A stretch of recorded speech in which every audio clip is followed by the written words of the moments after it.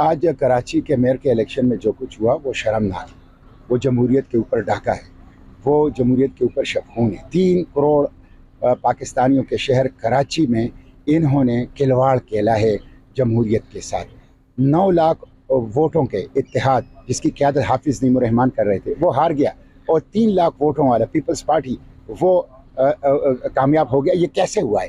30 جو ممبرز تھے P T I کے، ان کو دونس، دھمکی، دھاندلی اور خرید و فروخت منڈی لگا کر اس کے ذریعے سے ووٹ ڈالنے سے روکا گیا۔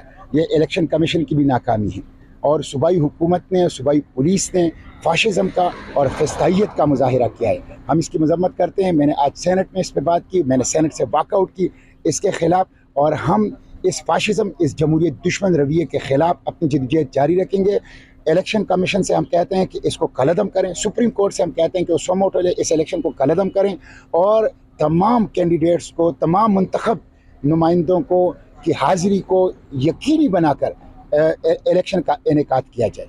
کل امیر جماعت اسلامی نے یوم سیاہ منانے کا بھی اعلان کیا ہے اسی آج کے الیکشن پہ، تو قانونی آپ کیا جو رستے اختیار کریں گے؟ دیکھیں، قانونی رستے ہمارے پاس الیکشن کمیشن کا ہے، عدالت کا ہے، اسٹیٹ پاورز کا ہے۔ ہم کراچی کے عوام کے مینڈیٹ کا تحفظ کریں گے، اور کسی وڈیرے کو یہ اجازت نہیں دیں گے کہ وہ مظلوم عوام جو کراچی کے ہیں ان کے مینڈیٹ کو چوری کرے، ان کے اوپر شبخون مارے۔ تو تمام لیگل اور اویلیبل آپشن جماعت اسلامی استعمال کرے آخری گی۔ بات ہے کہ یہ اس کے پیچھے پیپلز پارٹی کی ہی حکومت ہے جو بندے غائب ہوئے ہیں، یا کوئی اور بھی طاقت یا ان کو سہولت حاصل ہے؟ پیپلز پارٹی کی قیادت میں پی ڈی ایم اور ان کے سرپرست naan elected forces, election commission سمیت آج جمہوریت کے اوپر اس ڈاکے کے ذمہ دار ہیں۔